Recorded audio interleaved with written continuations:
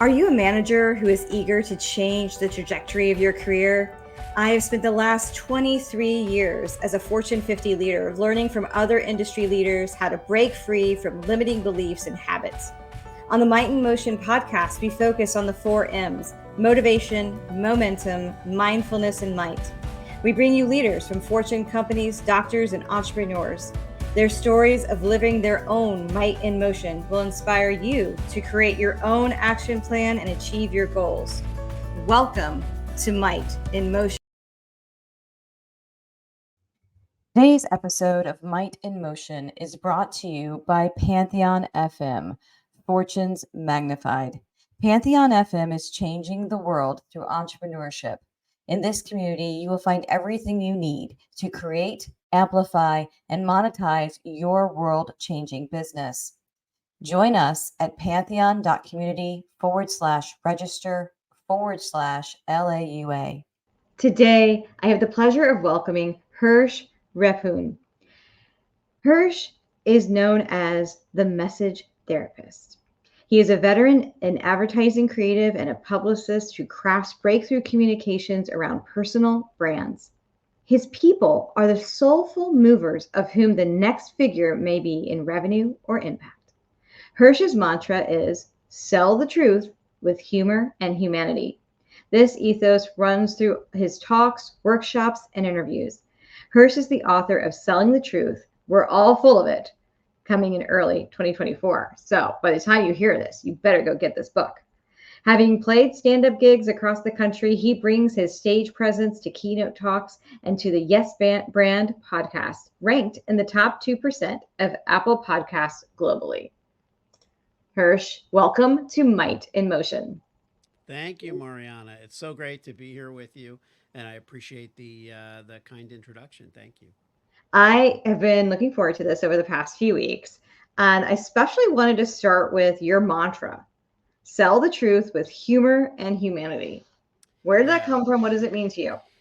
Well, the first part that came to me was sell the truth and selling the truth. I didn't even know I was going to write a book called Selling the Truth. I just knew that I liked the idea of it because it means, work with what you have, Mm. but in a very honest way. I did PR for many years, and what I thought of PR, what I thought of publicity was that it was BS, that it was like, and I expected to be disappointed. And what I found was a world of people who were really celebrating their clients, celebrating the in my case, I was working with artists, I was working with filmmakers and musicians. And so I I through my life experience as a publicist, I really associated it with celebrating the best in humanity, but not trying to spin it or make it better than it was, or sell somebody as something they weren't. So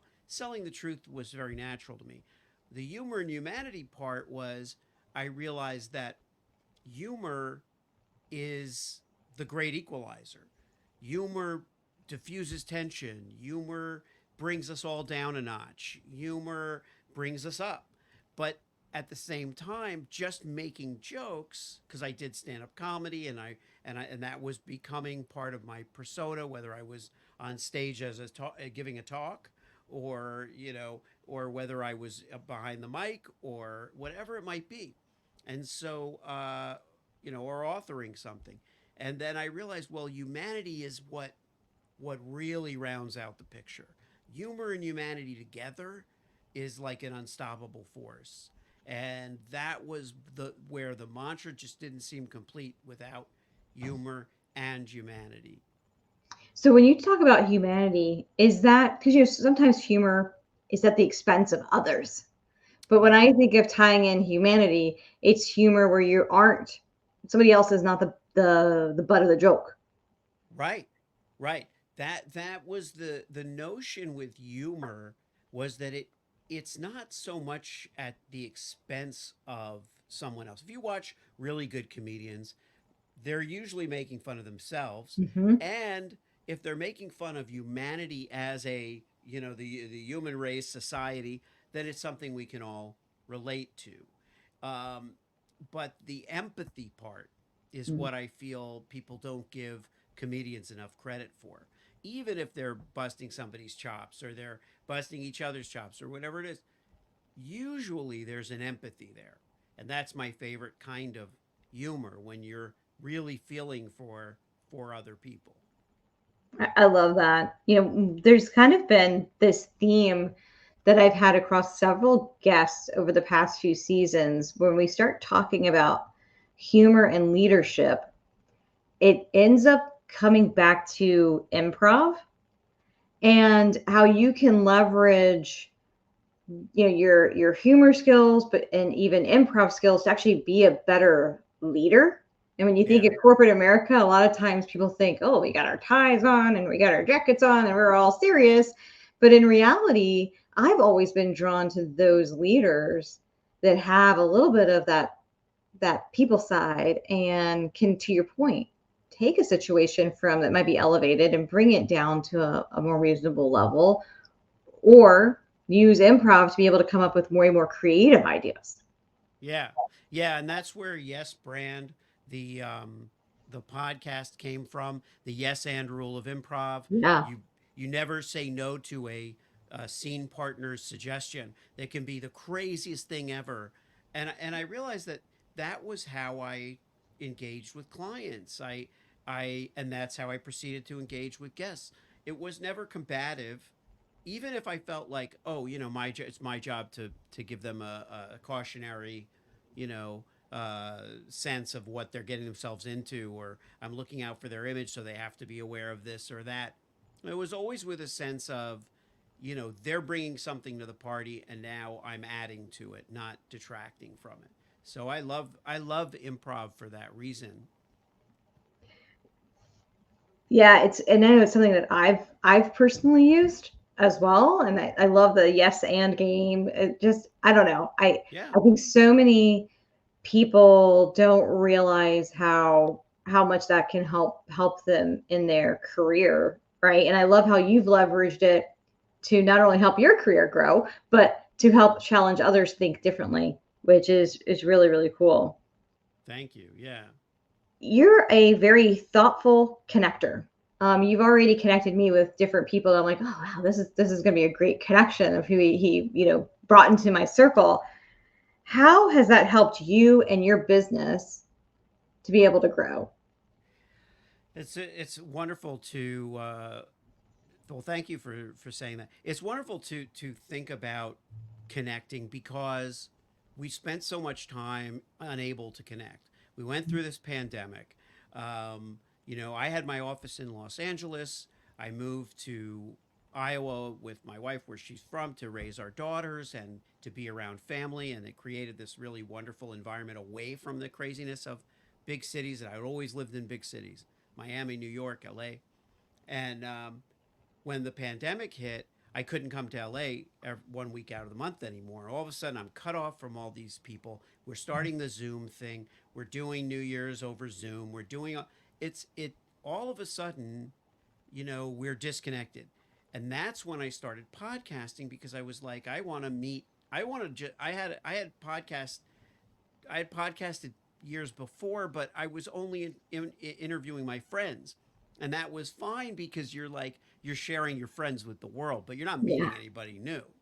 And unless the occasion where somebody says, "Oh, you should interview so and so," but really it was, I don't know what I was what I was thinking, and nobody heard the podcast anyway. But when I started doing podcasting for real, and it was with a podcast called Truth Tastes Funny, which had nothing to do with business at the time. It was just about how to survive and thrive in a crazy world, which we were all going through, and we continue to go through. So it's like, yeah, it's not a pandemic at this moment, thankfully, but there's other stuff, there's other challenges. We're all going through stuff, and so the thoughtful connector part is really nice to hear, because, I feel like we the more connected we are through any number of contacts, the better people will be. Good people attract other good people, attract other good people, and I've benefited from that. I've been brought into wonderful circles. I've met wonderful people, some of whom have become clients, and I've always prided myself on, working with people that I want to work with.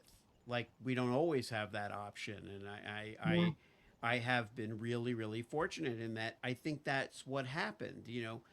Used to be in person. Used to be you would be at a party, be at an event. I would go to these events several times a year, and that's how I would meet new people. But now it's opened up to the whole world, and I've traveled all over the world to see people in person and meet people in person, and now we're traveling again, and I really have just enjoyed meeting people like you, and then introducing you to other people that some of whom I know really well, some of whom I've just met, others through my podcasting. I had met a group of people, a whole community of people through podcasting, but it was a year before we all met in person. And when we did, it was like you knew these people your whole life because you'd been talking to them every week. Yeah. You'd been checking in with them on mastermind calls and other things every week. Yeah.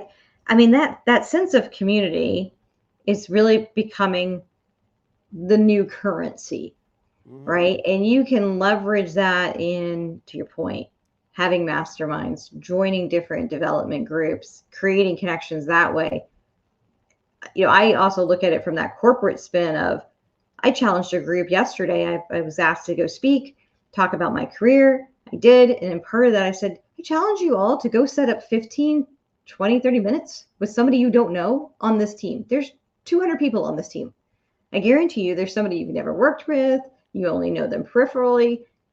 Have a virtual coffee if you don't work in the same place, right? Yeah. But there's an opportunity for you to take this, what we're doing now, from a podcasting interview perspective, and apply it in your own life. You don't have to have a microphone and a camera and put it out there for the whole world to see, but you can still do it. And it's amazing the people I've seen that have done that in their careers have created and forged so many additional opportunities for themselves that they never would have had if they hadn't Yeah. just had the gumption to pick up the phone or send the email and say, hey, can we meet and chat? What's funny, Mariana, is we used to in the corporate world, a lot of us kind of scoff at, relationship building, trust exercises, retreats, and things Mm-hmm.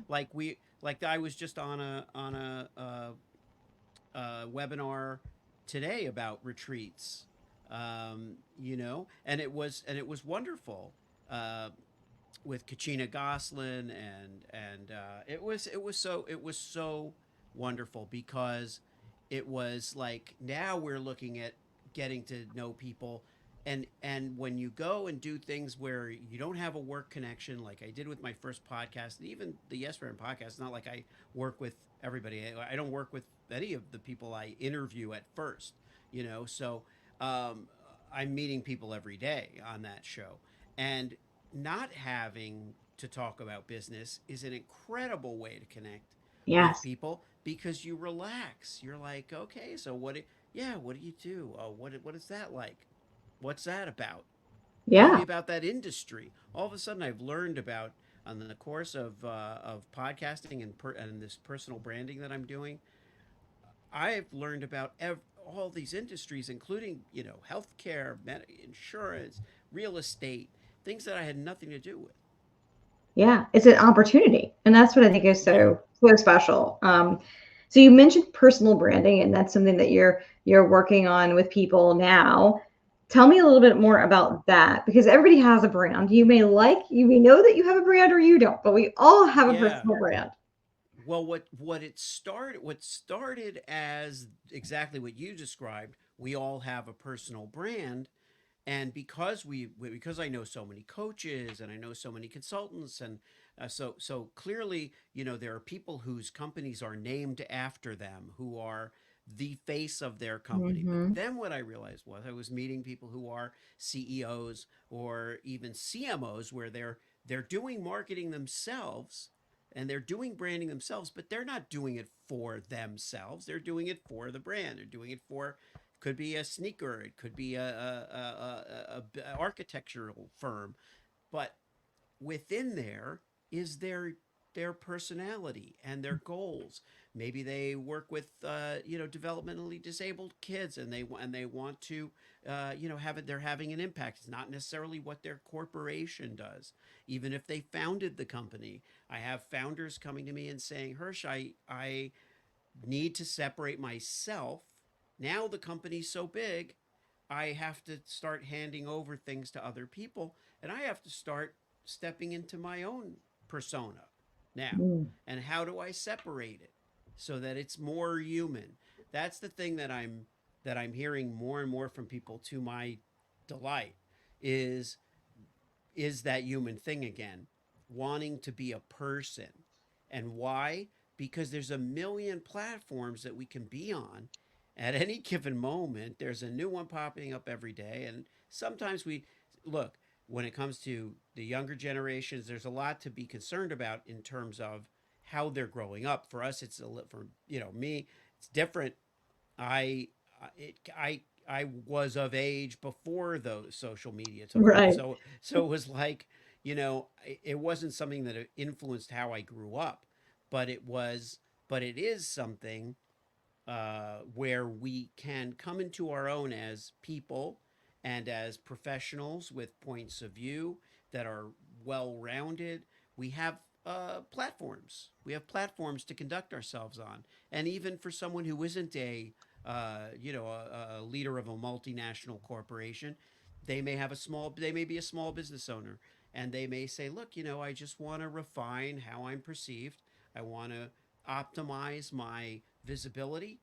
I have an opportunity to say something or to be taken a certain way or to get considered for certain opportunities, and I want to take advantage of that.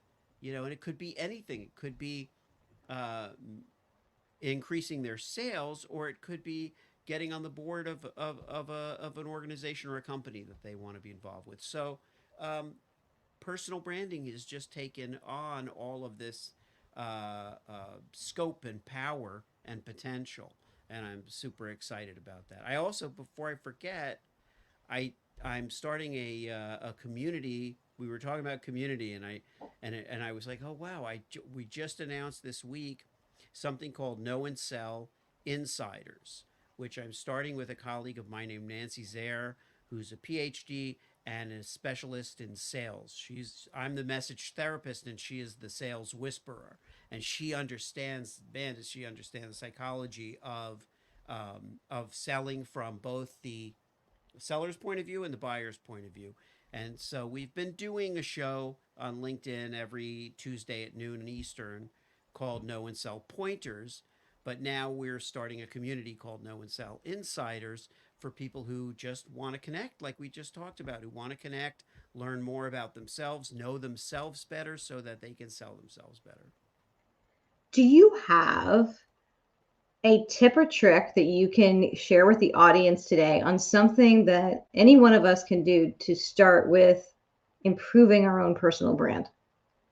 Yeah, I do. I wouldn't call it improving. I would call it evolving or actualizing, because I think that really is honestly what most people struggle with. It's not that they don't exist. It's that they don't know how to tap into that part of them. So I consider this a tip, and it's definitely a fun exercise. I do it with my workshops. I do it with my clients. I say, if you have a bio or even your about section or your profile section in whatever platform you're on, assuming that it allows you more than a couple of words to explain who you are.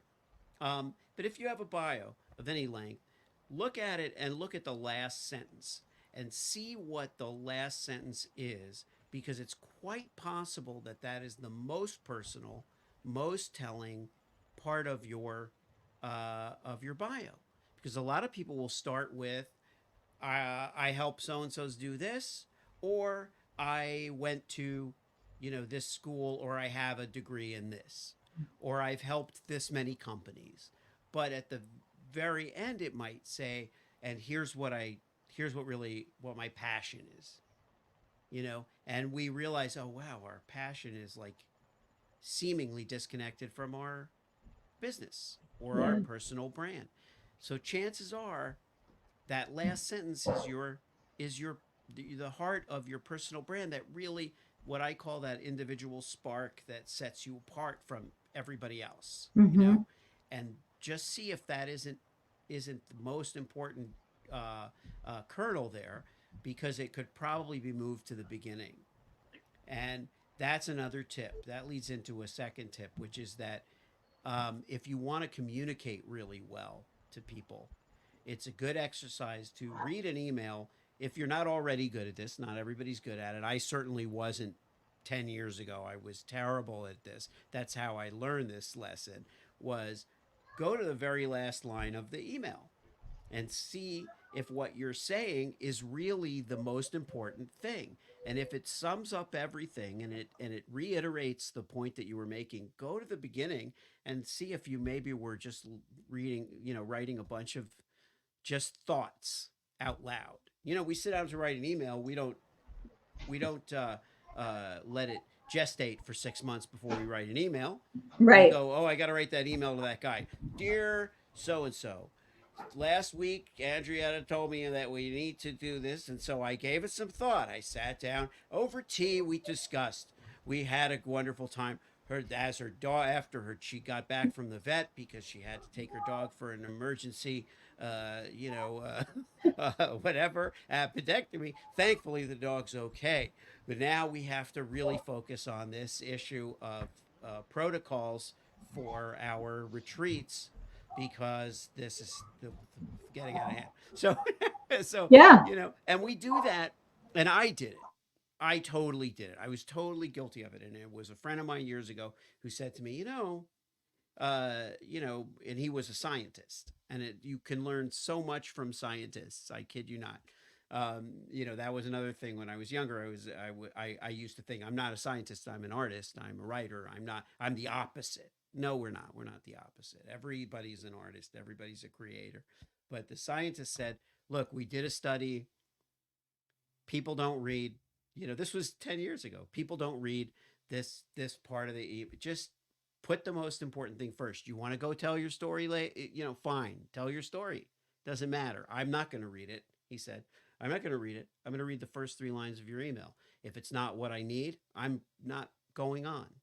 Or I'm going to go to the bottom, but I'm going to be irritated. So if you want to spare me the irritation, just cut out everything from here to the last 2 lines, and leave the last 2 lines and tell me what I need to know. So that's the other tip. That is 100% the truth, what you just said. Because Yeah. as you spoke right there, I have visions of certain emails I get from certain people. And I'm just like, this is not the novel I want to read today. Right. you Or know? we share, we went, I think we're over this, most of us now, when social media was really at its height, and, we're talking maybe 8 years ago, and we would think that we had to share every single thing that we saw. Yeah. Or, I'm very judicious about sharing and reposting, and I do it. I do it on Instagram. I do it. I'm not so big on Facebook anymore, but I do it on Instagram. I do it on LinkedIn. I do repost if it's really important. Yeah. But I add most of the time what I thought was so wonderful about it in one sentence. That's the worst thing, right? If we go, hey, here's a post I'm sharing with you. I'll tell you why. In 1947, when I was, when my father was this and my mother got this, and I didn't even get born until 20 years later. And that's when I realized, Yeah. I wasn't Same even thing. Those are the born ones when I have to scroll by because I'm like, if you I don't if have you the energy. if you're starting, Mariana, with if you start with the sentence, I wasn't born when Kennedy was shot, then it's going to be a long story. You know, it's going to be a long story. Oh, that is epic. I love it. I love it. Now, you have two girls? I have three You have girls. three girls. My Okay, oldest, well, that was very close, because I have 3 kids from my first marriage. So my mhm. oldest daughter is grown, and I have a granddaughter. Oh, nice. That she and her husband had a baby a year ago. So I have a granddaughter. And then Oh, I have 2 sons. My 2 oldest are boys. So I have 2 boys and 3 girls. that's fantastic. So, Yeah. this might seem random, but sometimes I like closing on a random question. Okay. So, what advice do you have as a father of 5 boys and girls, and now a grandpa, what advice would you have for somebody who might be a new parent? Oh, okay. You're going to leave it at that. I'm What gonna leave it at advice that. do I'm you just have gonna cliffhanger as a for a new new parent? parent. And it's so interesting because I was interviewing someone yesterday who is expecting, and so and I didn't give a ton of advice because she didn't ask for a bunch of advice, and so that would be the first thing. You don't have to listen to me because I know how kids of all ages are about that, and Yeah. so the one thing I will say is. Um, Give your kids as much credit as you possibly can muster, because and that doesn't mean leeway Mhm. room, don't create boundaries, because I believe that they need and want boundaries for their own safety and security. They want those boundaries. The boundaries are there to make them feel safe. But I will say that if you give them credit for something, most of the time they will live up to it. Yeah. Whereas if you underestimate their ability and you vocalize a limitation or a limited belief, they will totally believe that. And They'll they live will up to that too. totally live up to that too. Yeah. And I have seen where people who were raised without a lot of encouragement did great in spite of it, and said, you know what, nobody ever believed in me, I'm going to teach them, and they go at it with with ferocity, and Yeah. that's great, a great testament. But it makes for a much more fulfilling life as a parent to really really love them unconditionally and totally give them credit and give them. And I can tell you, as a successful publicist, and I'm a former publicist and then now branding expert, that that applies across the board, Yeah. all through life, and you'll see it in not only in your children but in other people. Give people credit. Yes. I love that. That is beautiful. So thank you for being willing to answer what it might be a strange question, but I Sure. love what you said about, if you believe in them that they can do it, I'm going to paraphrase, or they can't, both will apply. And Yeah. I like how you brought that back to, you see that not just in your own family, but that could be somebody you work with, somebody that you're leading. Yeah. You have such an opportunity to pour into people, and why not pour in positivity? That's my Yeah. stance. So Yeah, my pleasure. Thank you. that this has been a really cool conversation. And um, if people are like, wow, I really like what Hersh is saying, you know what, I do need to fine tune my personal brand, I want it to evolve, is the best way for people to go to your website, getmessagetherapy.com? Yeah, they can go to getmessagetherapy.com, and sometimes Google will try to redirect them to Get Massage Therapy. I could not afford to buy that domain. So they also have the option of Googling me, Hersh Rephun, Rephun, or going to hershrephun.com, which is also my website. But either way, and I'm very active on LinkedIn, so obviously they can find me there as well. This was a really fun conversation. I love jotting down notes as I talk to people. So some of the things that stuck out to me was around how you can use humor as a great equalizer. It can help bring up, everybody in the room, but you need to do it with empathy. When you have empathy with your humor, then that's when the real magic happens.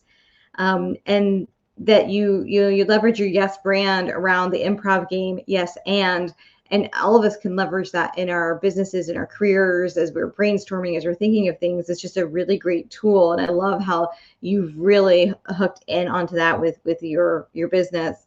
We talked about being a thoughtful connector, and how, over the past few years, we've spent so much time separated that there are opportunities to bring people together. You leverage podcasting. I've done the same, but you can do that in your everyday life. So who in your everyday life could you become more connected with? Who on an extended team at work, or wherever, whatever your circle is, that you can actually lean into, because that's going to help you create probably a better life, but it's also going to open doors that you never thought was possible. Um, We talked about personal branding, and where there are people that want to step into their own persona. They may have a business that's really tied around their name, or maybe they're thinking about moving on from a really big position, and so they are able to work with you to be able to help not necessarily create it, but fine tune it, evolve it, and that allows them to really optimize their visibility, right? And I love the tips that you gave. So if you're wanting to start evolving your brand, that first one is going to that bio, looking at that last line, making that acknowledgement. That's where your passion probably really is. So how do you maybe move that up so people can get that right away? And I loved your number 2, which apply that same thing to emails, because nobody likes reading a dissertation when it is in your email inbox. So I love that. That hit a spot with me. So thank you again, Hersh, for spending time with us today on the Might in Motion podcast. My pleasure, Mariana. Thank you so much for having me. Thank you for tuning into Might in Motion. If you learned something about motivation, momentum, mindfulness, or might, please like, comment, and share. Thank you.